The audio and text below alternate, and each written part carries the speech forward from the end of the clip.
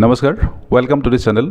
मैं जीतू सही आपका चैनल में वेलकम करता हूँ। आज एक विशेष जानकारी लेके मैं आपके सामने आया हूँ। सबसे पहले मैं जितना भी मेरा व्यूअर है, जितने भी सब्सक्राइबर है, उन सबको मैं अपना दिल की गहराइयों से आपको हार्दिक अभिनंदन करता हूँ, हार्दिक स्वागत करता हूँ नया साल का। आपके घर पे खुशी, समृद्धि और ढेर सारे आपको सक्सेस मिले ये नया साल में, ये मेरा दुआ है ऊपर वाले से।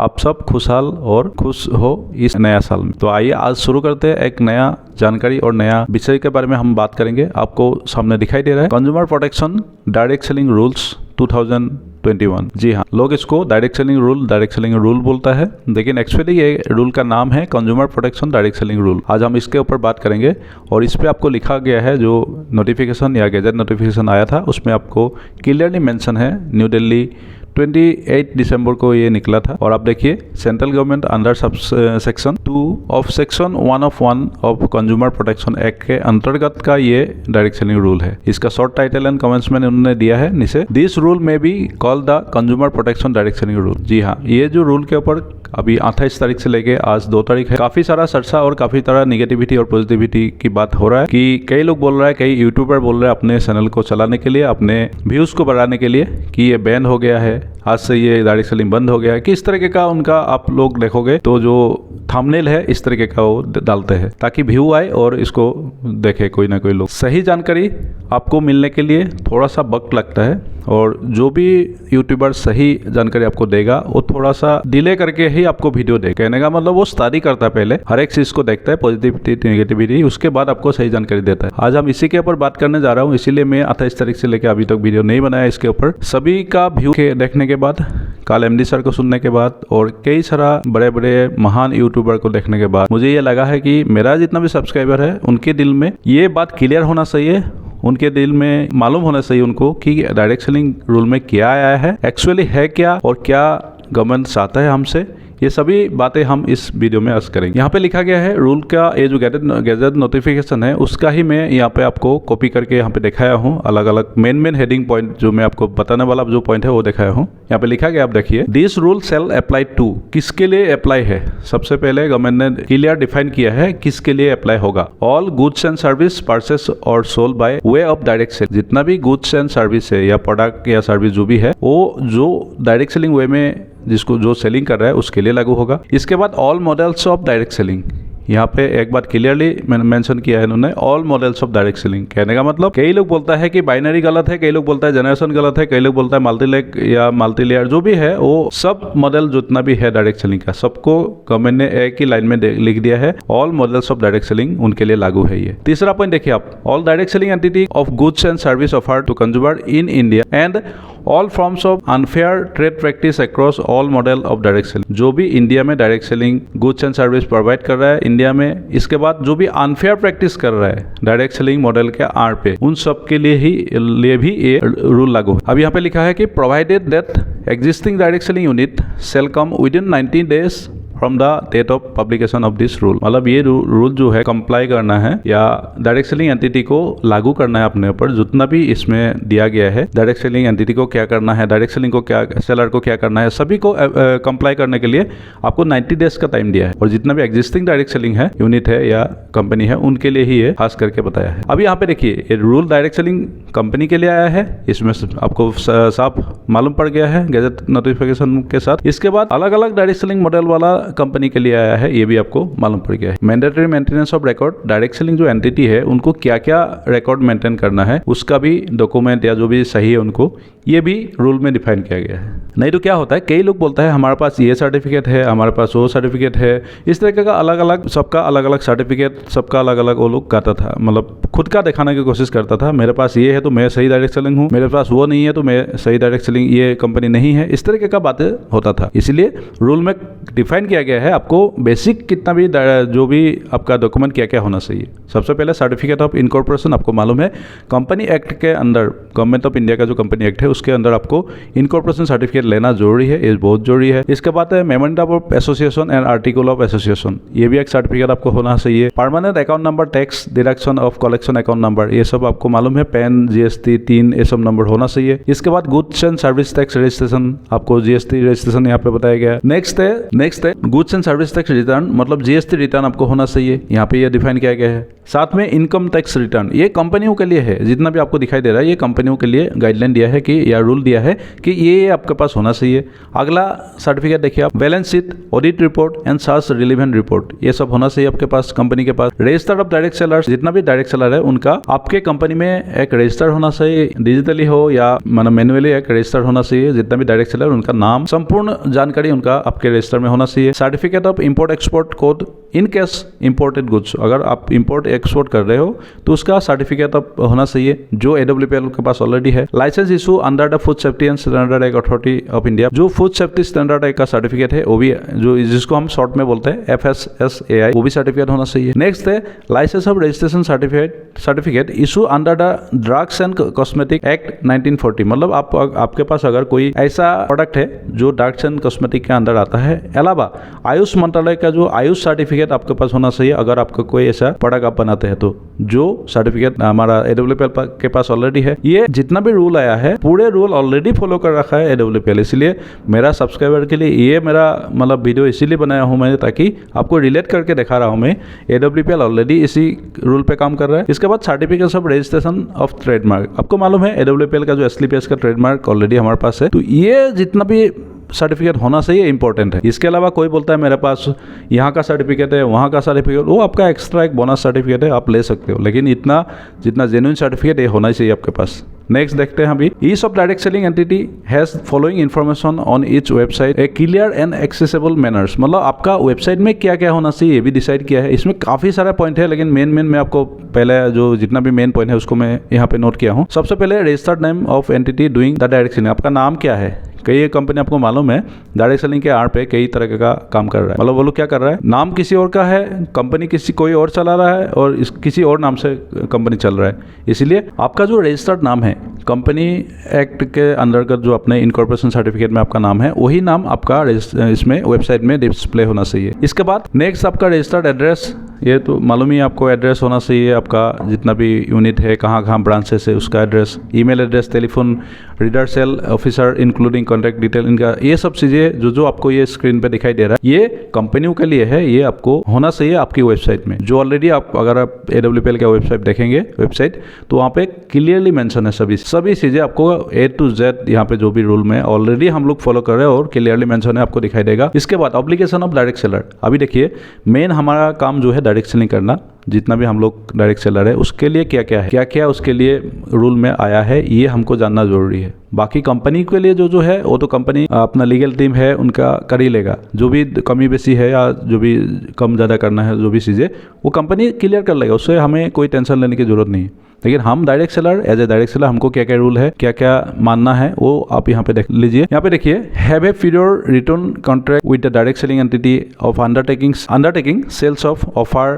To sell and goods and service, मतलब कंपनी के साथ आपका एक कॉन्ट्रैक्ट होना चाहिए, जो ऑलरेडी हम लोग भेजते हैं, आपको मालूम होगा फिजिकल KYC के साथ हम इसको भेजते हैं, जिसको एग्रीमेंट हम बोलते हैं। यही एग्रीमेंट है कंपनी के साथ डायरेक्ट सेलर का होता है, इसी एग्रीमेंट के बाद यहाँ पे किया जाए। अगला, at the initiation of any representation truthfully and clearly identify himself, disclose the identity of direct selling entity, the address of place, business, nature, goods, service all sold and the purpose of such solicitation to the prospect, मतलब prospect के सामने जब आप presentation करते हो उसका clearly आपको सच बोलना है, क्लियरली आइडेंटिफाई करना है कंपनी का नाम, कंपनी का आइडेंटिटी, एड्रेस, प्लेस, जो भी बिजनेस आप कर रहे हो वो सभी चीज़ें क्लियरली आपको बताना है, कोई छुपाना नहीं है कोई भी चीज़। जो डायरेक्ट सेलिंग में होता है कई लोग छुपा के कुछ और बोलता है और एक्चुअल होता है कुछ और है, लेकिन AWPL में जो भी प्लान है आपको मालूम है उसमें हम छुपाते कुछ भी नहीं है और ज़रूरत भी नहीं है हमें छुपाने की, हम जो काम कर रहे हैं बहुत ही बढ़िया काम है।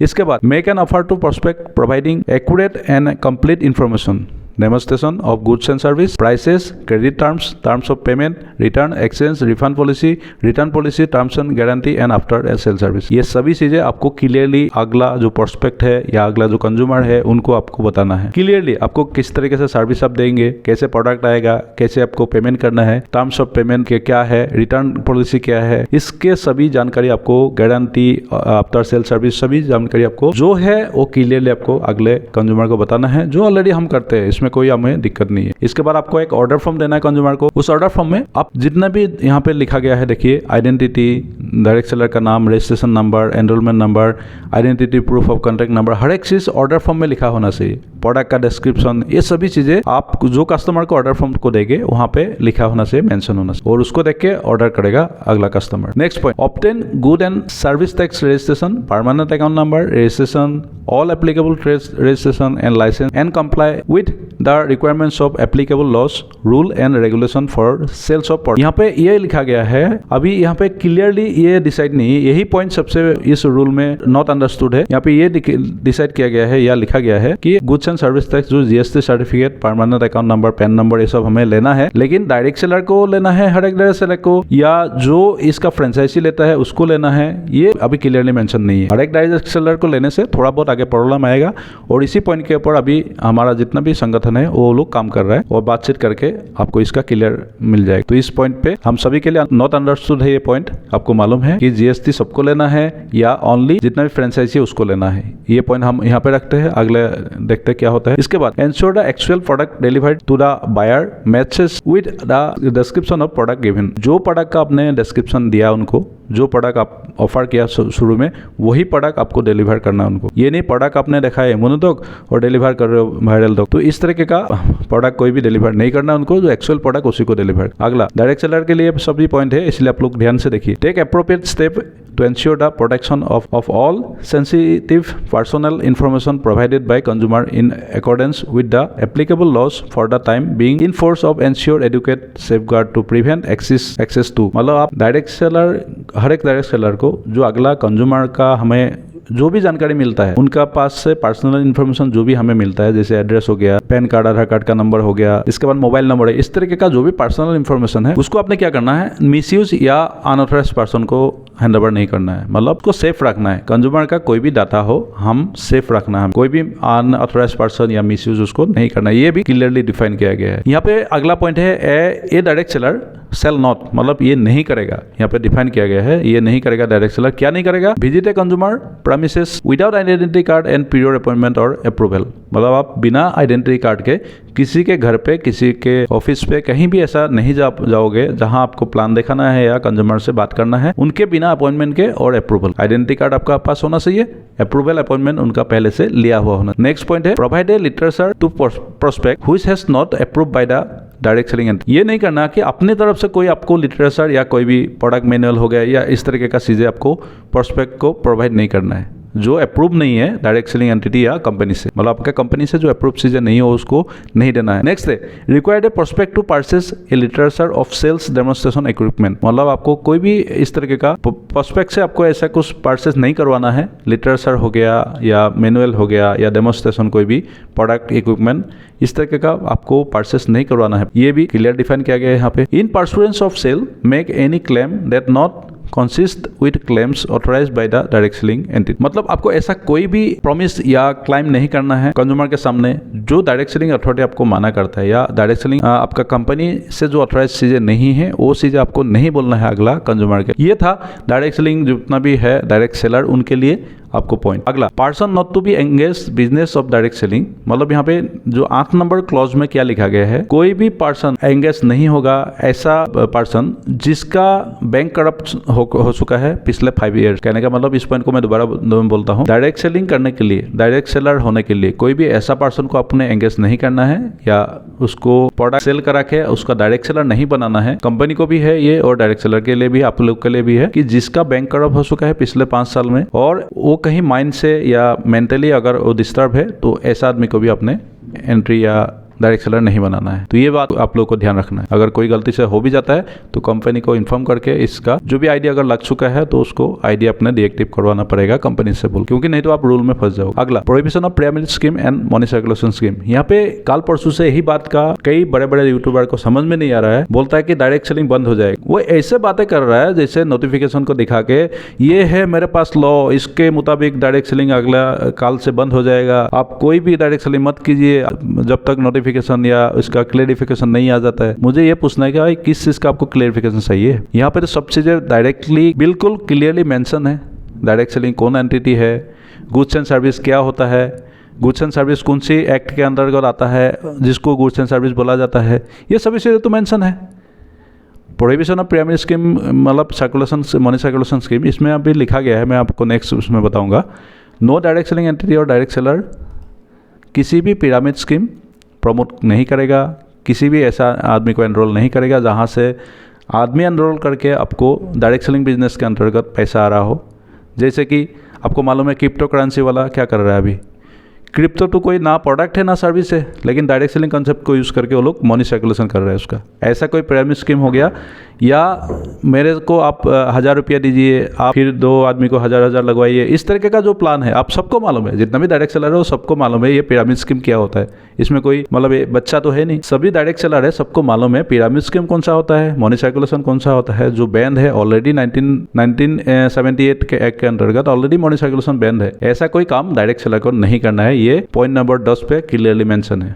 अभी हम देखेंगे अगला क्या पॉइंट है, डेफिनेशन। इस रूल के अंदर मनी सर्कुलेशन स्कीम का डेफिनेशन दिया है, means the scheme defined in clause C of section 2 the price setting and money circulation scheme banning act 1978। आप इस एक्ट को गूगल पे सर्च करके देख लीजिए, 1978 43 ऑफ 1978, जहाँ पे आपको मनी सर्कुलेशन स्कीम क्या है ऑलरेडी गवर्नमेंट में एक्ट के जरिए डिफाइन किया गया है। जिसको नहीं मालूम है आप देख लीजिएगा, आपको मालूम पड़ जाएगा। इसके बाद पिरामिड स्कीम का मतलब ही यहाँ पे बताया गया है। देखिए, pyramid scheme means a multi layered network और subscriber to a scheme form by the subscriber enrolling on और more subscriber in order to receive any benefit. कहने का मतलब हम लोग क्या करते हैं, कई कंपनी होता है ज्वाइनिंग का पैसा लेता है, ज्वाइनिंग कराने का पैसा लेता है, मान लीजिए आपसे लिया 1000 रुपया, आपको बोलेगा कि 10 आदमी को आप जोड़ो 1000 करके तो आपको मिलेगा 2000 या 3000, इस तरीके का जो भी प्लान है वो पिरामिड स्कीम के अंदर आता है। और अगला जो बंदा है वो क्या है, अपना लेवल अप होके जाता है, और जो नीचे वाला बंदा है उसका लेवल धीरे धीरे बढ़ता है, और अगला जो बंदा है या जो पहले ज्वाइन किया था उसका लेवल अप होते जाता है। इस तरीके का कोई भी स्कीम है जिसके पास कोई प्रोडक्ट नहीं है, कोई सर्विस नहीं है, ओनली एनरोलिंग करके मनी सर्कुलेशन करके पैसा कमा रहा है, ऐसा स्कीम को पिरामिड स्कीम कहा गया है।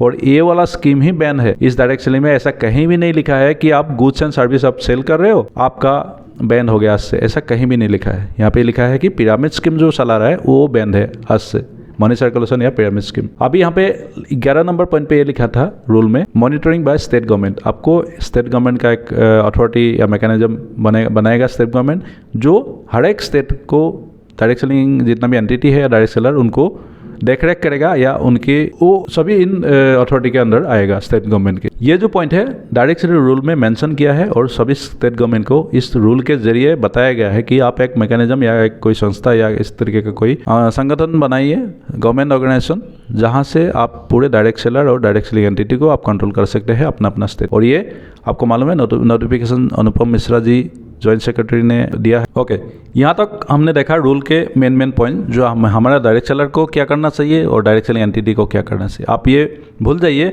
कि डायरेक्ट सेलिंग एंटिटी को क्या करना है, वो खुद कर लेगा। कंपनी जितना भी है सबका लीगल टीम होता है, वो खुद कर लेगा। अभी आपको डायरेक्ट सेलिंग सेलर को क्या करना है वो आपने देख लिया है पॉइंट में, डायरेक्ट सेलर को क्या करना है वो आपने करना है बस। जो आपको पॉइंट रूल में दिया है, रूल ऑलरेडी सबके पास है, मोबाइल पे है, आपको ऑफलाइन ने दे दिया होगा। अभी माय व्यू देखिए, मेरा व्यू क्या है इस पॉइंट के ऊपर। सबसे पहले तो मेरा व्यू है, it is a good news for all direct seller. पिछले कितने साल का मेहनत के बाद ये जो रूल आया है, इससे पहले तो हमारे पास कोई वजूद नहीं था, हमें डायरेक्ट सेलर को कोई मानता नहीं था। अभी at least direct selling entity, direct selling company, all direct selling model, ये सब चीज़ तो गवर्नमेंट ने माना है कि डायरेक्ट सेलिंग होता है, direct selling goods and service होता है, और इसको गवर्नमेंट ने माना है। ये हमारे लिए बहुत ही खुशी की बात है, और ये रूल इसीलिए आया है। If direct selling banned by government, why 10 page law to consumers. मतलब ये जो कंज्यूमर प्रोटेक्शन के लिए डायरेक्ट सेलिंग लॉ लाया है, क्यों 10 पेज का बनाया? अगर डायरेक्ट सेलिंग को बंद ही करना था एज ए कुछ सो कॉल यूट्यूबर के नज़रिया से, कुछ यूट्यूबर के नज़रिया से डायरेक्ट सेलिंग बैन हो गया, तो क्यों बैन हो गया? तो 10 पेज का लॉ क्यों बनाया? तो एक पेज में नोटिफिकेशन में बता सकता था कल से all models of direct selling बंद करके, तो ऐसा क्यों नहीं बताया? तो आपको पता नहीं लग रहा है, कंफ्यूज कहाँ पे है आपके मन में, और आपको इतना सा मतलब भाषा नहीं समझ में आ रहा है इस लॉ, कितना भी 10 पेज का लॉ आपने पढ़ा रूल, क्या ये आपको समझ में नहीं आ रहा है? आपको हिंदी में पढ़ सकते हो, इंग्लिश में पढ़ सकते हो, फिर भी आप बोल रहे हो कि डायरेक्ट सेलिंग बंद हो जाएगा अगले कल परसों से, या जो भी नोटिफिकेशन के बाद। जब तक क्लियरिफिकेशन नहीं आएगा आप मत करिए। हाँ, एक पॉइंट है, मैं यहाँ पे लिखा हूँ, वो पॉइंट आपको मैं बताता हूँ। ओके, तो नेक्स्ट अभी देखिए 3 नंबर पॉइंट में क्या लिखा हूँ मैंने। ये रूल खुद बता रहा है कि direct selling model all direct selling model होता है, और क्या क्या मॉडल होता है ये कहीं डिफाइन नहीं किया गया है। आप चाहे बाइनरी हो, जनरेशन हो, किसी मॉडल पे अगर आप काम कर रहे हो तो सब लीगल है। आप सबको आज के बाद कोई भी ये बोल नहीं सकता कि आप बाइनरी में हो तो आप गलत हो, आप जनरेशन में हो तो आप सही हो। ऐसा कोई भी डायरेक्ट सेलर बोल नहीं सकता, ना कोई बोलता है। तो आप इस लॉ को उनको भेज देना, वो खुद पढ़ लेगा। उनको पूछना कि आप यहाँ पे बताइए कौन सा बाइनरी लिखा है, कौन सा जनरेशन लिखा है। यहाँ पे तो दिखा गया है कि ऑल डायरेक्ट सेलिंग मॉडल। तो ये लड़ाई भी आप बंद कर दीजिए। कई बार इसी बात के ऊपर ही कई बार झगड़ा करता है डायरेक्ट सेलर आपस में, या कई यूट्यूबर इसको मतलब बड़ा सारा क्या बोलता है। मतलब वो जिस कंपनी में है अगर वो जनरेशन है तो उनके लिए जनरेशन अच्छा है, बाइनरी खराब है। अगर कोई बाइनरी में है तो वो बोलता है जनरेशन अच्छा है, बाइनरी अच्छा है, जनरेशन खराब है। तो ये सब चीज़ें बंद कर दीजिए, क्योंकि रूल में ऐसा कोई डिफाइन नहीं किया गया है। अगला पॉइंट देखिए, obligation of direct seller section E में ये क्या लिखा गया है, obtain GST number is not, मेरा अंडरस्टूड में नहीं है वो, ना ही यहाँ पे कहीं डिफाइन किया गया कि डायरेक्ट सेलर सभी को लेना ही है, या वहाँ पर अगर लिखता इस रूल में कि all direct seller should be या ऑब्टेन जीएसटी नंबर, इस तरीके का कोई पॉइंट लिखता तो हम मान सकते थे कि डायरेक्ट सेलर के लिए है। इस पॉइंट का क्लैरिफिकेशन हो सकता है आने वाला दिन में आना चाहिए। और आपको मालूम है कि जीएसटी लेने से कुछ जीएसटी का भी होता है कि 10 लाख 20 लाख इस तरीके का जो पॉइंट कि इतना बिजनेस करते हो तो आपको जीएसटी पेमेंट करना है, वो सब भी है इसमें रूल एंड रेगुलेशन में है। वो सब क्लियरिफिकेशन आना है कंपनी अपना गवर्नमेंट की तरफ से, ये आएगा तो हमें क्लियर होगा ये। नेक्स्ट देखिए, गुड न्यूज़ फॉर और direct selling model, rule not define binary generation. ये ऑलरेडी मैं बता चुका हूँ आपको, पॉइंट अभी आया है कि ये जो बाइनरी एंड जनरेशन कोई भी ऐसा चीज़ हम बोलते हैं ये अभी से कहीं भी मेंशन नहीं है रूल में। Already all models of direct selling बोला जाता है। अगला, नॉट मेंशन एडी पे आउट सिस्टम। ये जो पॉइंट है ना 6 नंबर पॉइंट, आप अगर ध्यान से समझोगे, नॉट मेंशन एनी पे आउट सिस्टम ऑफ कंपनीज। मान लीजिए कोई भी डायरेक्ट सेलिंग कंपनी हो, AWPL, एमवे, वेस्टीज या कोई भी डायरेक्ट सेलिंग कंपनी हो, वो किस तरीके से पे आउट कर रहा है उसके ऊपर कोई टिप्पणी नहीं किया इस रूल में। आप किस तरीके से पे आउट कर रहे हो उसके ऊपर कोई भी टिप्पणी नहीं है। आप सेल्स के बाद दे रहे हो, हाँ गाइडलाइन में कुछ था टिप्पणी कि आप कोई भी product after sales and service के बाद ही आप किसी को कमीशन डिस्ट्रीब्यूट कर सकते हो, ऐसा था। लेकिन इस रूल में ये पॉइंट भी हटा दिया गया है। तो हटाने का मतलब क्या है, हमारे लिए अच्छा ही है ना। अगर आप लीगल डायरेक्ट सेलिंग कर रहे हो, आपको पे आउट सिस्टम सही आ रहा है, आपको गुड्स एंड सर्विस सेल के बाद अगर आपको पे आउट दे रहा है कंपनी, हाँ वहाँ पे कुछ लिखने में कुछ अगर ऐसा कोई लिख के रखा है कि आप इस तरीके का रैंक या इस तरीके का कोई लुभावना चीज़ें अगर है तो उसको हटाना पड़ेगा कंपनी को।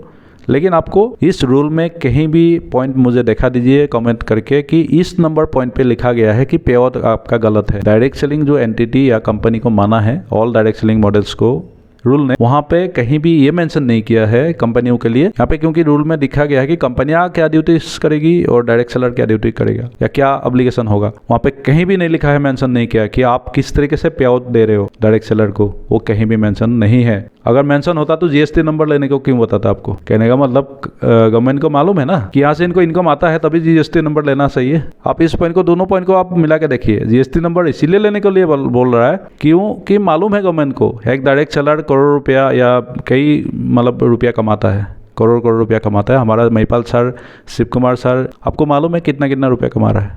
तो इसीलिए उन्होंने बताया है कि डायरेक्ट सेलर को एक जीएसटी नंबर लेना है। लेकिन यहाँ पे पे आउट सिस्टम के ऊपर कहीं आपका उंगली नहीं किया है इस रूल में। ये मेरे लिए, मैं जितना अपना समझ रहा हूँ मेरे व्यू से, बहुत ही एक खूबसूरत बात है। आपको मालूम है अगर रूल में नहीं है तो आप कर सकते हो उस काम को। अगर रूल में डिफाइन हो जाता कि आप कोई भी पे आउट दे नहीं सकते तो आप नहीं कर सकते थे। अभी रूल में नहीं है पे आउट सिस्टम के बारे में कोई भी आपको जानकारी, तो कंपनी अपनी तरफ से पे आउट दे सकते हैं डायरेक्ट सेलर को, क्या दिक्कत है। कोई भी अगर हम जॉब कर रहे हैं किसी भी मतलब कंपनी में अगर जॉब कर रहे हैं तब भी तो हमें तनख्वाह मिलता है, तब भी तो हम लोग तब भी तो पे आउट करते हैं, क्या बोलते हैं, टैक्स पे करते हैं। इसी तरीके से गवर्नमेंट को मालूम है डायरेक्ट सेलिंग कंपनी में जो काम करता है उनको पे आउट आता है, और उसके वजह से ही आपको जीएसटी नंबर लेने के लिए बताया, और इसी वजह से पे आउट सिस्टम का कहीं जिक्र नहीं किया है इस रूल में। यहाँ पे एक जिक्र जरूर किया है कि आप पिरामिड स्कीम या मनी सर्कुलेशन नहीं कर। इसका तो भरपूर हमारा समर्थन है, क्योंकि यही वजह है, यही हमारे लिए एक पॉइंट था जो कई नेटवर्क मार्केटिंग के आड़ पे ऐसा चीज चल रहा था। अभी से वो सबके लिए बुरा दिन आ चुका है, और ऐसा कोई अगला कोई भी एमडी ऐसा कंपनी खोलने को सोचेगा नहीं ये रूल देखने के बाद, क्योंकि उसको मालूम है रूल आ चुका है डायरेक्ट सेलिंग में। आप डायरेक्ट सेलिंग के आड़ में कोई भी पिरामिड स्कीम या मनी सर्कुलेशन अभी नहीं कर सकते हो। Okay, all point is this rule very clear for us. मैं ये देखा हूँ इस रूल को पढ़ के कि सभी पॉइंट बहुत क्लियरली मेंशन किया गया है। मुझे ये समझ में नहीं आया कुछ यूट्यूबर को क्या मतलब समस्या है उनको, क्या उनको अपना चैनल चलाना है या व्यू कम आ रहा है। कुछ दिन पहले क्या हो रहा था, जो यूट्यूबर अभी ऐसा बोल रहा है वो क्या कर रहा था, क्रिप्टो करेंसी को जोड़ दे रहा था। वो तो भूल गया था उसके बाद डायरेक्ट सेलिंग भी कोई चीज़ होता है कि मना कर दिया था, डायरेक्ट सेलिंग कुछ नहीं होता है, ऐसा होता ही नहीं है, ये है वो है। उसके बाद देखा कि क्रिप्टो में लोग जा रहा है तो क्रिप्टो के ऊपर वीडियो बनाना शुरू कर दिया। अभी जब क्रिप्टो डाउन चल रहा है, आप सबको मालूम है, गवर्नमेंट के कुछ बातचीत होने के बाद या इस तरीके का कुछ गवर्नमेंट से चर्चा होने के बाद क्रिप्टो अभी डाउन चल रहा है। आप सबको मालूम है इस बात को, जितना भी डायरेक्ट सेलर है, आप क्रिप्टो भी देखते हैं, डायरेक्ट सेलिंग भी देखते हैं। जब डाउन चल रहा है तो डायरेक्ट सेलिंग के ऊपर वीडियो बनाना शुरू कर दिया। हाँ, रूल आ गया है, अब ये होगा, अब ये बैन हो जाएगा डायरेक्ट सेलिंग, मतलब उनको व्यू बढ़ाना है। कोई भी आप देख लो लेना, जो भी ऐसा रियल डायरेक्ट सेलर होगा, खुद ने जब ग्राउंड में काम किया होगा ना, तो ऐसा कोई बात नहीं करेगा। जो ग्राउंड में काम नहीं किया लेकिन डायरेक्ट सेलर का ठेकेदार बन के बैठा है, डायरेक्ट सेलिंग जितना भी इंडस्ट्री का ठेकेदार बन के बैठा है कई यूट्यूबर, भाई तुम्हारे वजह से कोई इंडस्ट्री नहीं रुकने वाला है। इंडस्ट्री को बहुत ही पॉजिटिव लोग पॉजिटिव ढंग से कर रहा है, और जो इंडस्ट्री के लिए करता है ना, वो फेक न्यूज़ को नहीं फैलाता है, ना ही कोई ऐसा बात करता है। अगर आपको समझ में नहीं आ रहा है तो आप रूल को दोबारा पढ़िए, स्टडी कीजिए 2-3 दिन। वीडियो बनाना इतना ज़रूरी नहीं है कि जिस दिन रूल है उसी दिन वीडियो बना के मैं अपना क्या बोलता है ना TRP इकट्ठा कर लूँ, ऐसा कुछ ज़रूरत नहीं है। अगर आप सही जानकारी दे रहे हो किसी को तो स्टडी करके अच्छा जानकारी दीजिए, जो बात है वो बताइए। यूट्यूबर का ये मतलब नहीं है मैं अपने मोटिव से बात नहीं करता। यहाँ पे आपने देखा होगा इस चैनल में कंपनी के जो भी चीज़ें आता है मैं उसी को आपको बताता हूँ, अपनी तरफ से कोई चीज़ें लगा के मैं नहीं बताता हूँ, ना ही बताना चाहिए किसी भी न्यूज़ को, किसी भी यूट्यूबर को, किसी भी ऐसे जहाँ पे आपका मोटिव घुस गया, आपकी इंटेंशन वहाँ पे घुस गया तो आप सही जानकारी लोगों को नहीं दे पाओगे। इसीलिए मेरा एक ग्रुप है जिसका नाम है AWPL real information group, WhatsApp group का भी वही नाम मैं लिखा हूँ। मुझे अपना सही जानकारी आपको देना है, प्रोवाइड करना है, इसी वजह से मैं ये चैनल बनाया हूँ। और ये चैनल आप सब्सक्राइब कर लेंगे तो भी ठीक है, नहीं भी करेगा तब भी मैं आपको इसी तरीके से वीडियो देते रहूँगा जो रियल इन्फॉर्मेशन होगा। हाँ, कई लोगों ने आपने देखा होगा वीडियो बनाना शुरू कर दिया है और पूरा वीडियो आप ख़त्म हो जाएगा लेकिन आपको इन्फॉर्मेशन नहीं मिलेगा उस वीडियो में। वो ऐसे ही बस आन शान बातें करके आपका वीडियो ख़त्म कर देगा और व्यू भी आता है उनके वीडियो में। सही जानकारी अगर लेना है आपको, इस चैनल को आप सब्सक्राइब कर लीजिए। जो भी आप प्रॉब्लम है आप अपना कमेंट बॉक्स में लिखिए, मैं अगला नेक्स्ट वीडियो आपको जरूर दूंगा उसके। ओके, आज के लिए इस वीडियो में इतना ही, काफ़ी लंबा हो गया है वैसे भी। थैंक्स फॉर वॉचिंग, आपका गुड हेल्थ कामना करते हैं। नया साल का दोबारा आपको मैं शुभकामनाएं देता हूँ और ये साल आप दिन दुगनी रात चौगुनी तरक्की करें, ये मेरा दुआ है। और आप सबके लिए मेरा प्यार भरा नमस्कार और जय हिंद।